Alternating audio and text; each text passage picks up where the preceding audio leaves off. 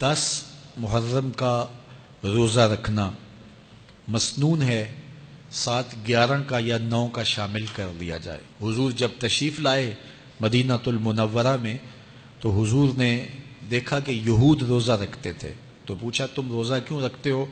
تو انہوں نے کہا کہ حضرت موسیٰ علیہ السلام کو قبطیوں سے اس دن نجات ملی تھی۔ تو فرمایا حضرت موسیٰ علیہ السلام کا حق ہمارے اوپر زیادہ ہے۔ تو حضور نے روزہ رکھا اور پھر فرمایا کہ اگلے سال اللہ نے چاہا تو ہم 7 ایک روزہ اور شامل کریں گے، تاکہ ان سے مشابہت نہ ہو جائے۔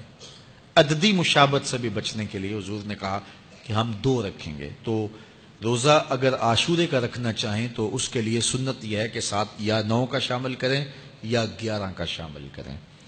تو جو افضل ترین روزے ہیں ان میں سے عاشورے کے روزوں کا بھی شمار ہوتا ہے۔ تو اگر ممکن ہو تو جن کو اللہ نے صحت عطا کی ہے، تو آج کل اتنی شدت کی گرمی بھی باقی نہیں رہی، تو وہ یہ روزے رکھیں، ذکر و فکر کے اندر ان ایام کو گزاریں، اپنے والدین کی قبروں پر، اعزاء و اقرباء کی قبروں پر ہر جمعے کو جانا چاہیے۔ اس کے علاوہ بھی جب موقع ملے، یہ رواج جو پیدا ہو گیا ہے کہ 9 محرم کو یا 10 محرم کو مٹی ڈالنے کے لیے وہاں قبرستان میں جایا جاتا ہے، یہ 8، 10، 15 سال سے شروع ہوا ہے، جبکہ اس کی کوئی اصل نہیں ہے۔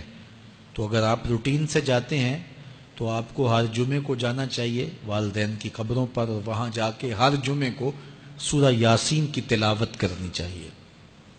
تو سال کے بعد صرف 10 محرم کو یا 9 محرم کو جانا، یہ بہرحال اس دور کی ایجاد ہے، یہ کوئی مسنون نہیں ہے اور یہ کوئی سنت نہیں ہے۔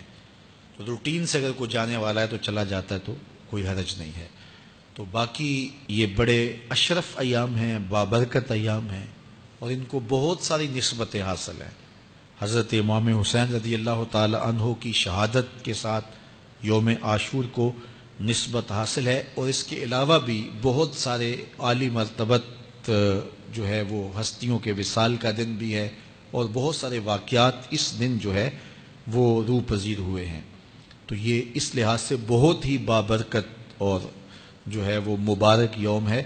تو اس دن کو ذکر و فکر میں، عبادات میں بسر کیجئے گا، اور اپنی زندگی کی ایک ایک ساعت کو اللہ اور اس کے رسول کے نام پر لگا دینے کے جذبوں سے سرشار ہو کے زندگی گزاریے گا۔ حضرت امام پاک انہوں نے اپنی زندگی دین کے لیے قربان کر دی۔ تو یہ 10 محرم ہمیں سبق دیتا ہے، اور ہم اس دن عہد کرتے ہیں اگر انہوں نے اپنے بچے بھی قربان کر دیے اور اپنی اولادیں بھی بھوک اور پیاس میں قربان کر دیں، تو ہم بھی یہ عزم کریں اس دن کہ ہم اپنی ساری زندگی حضور کے نام لگائیں گے، حضور کے دین کے نام لگائیں گے۔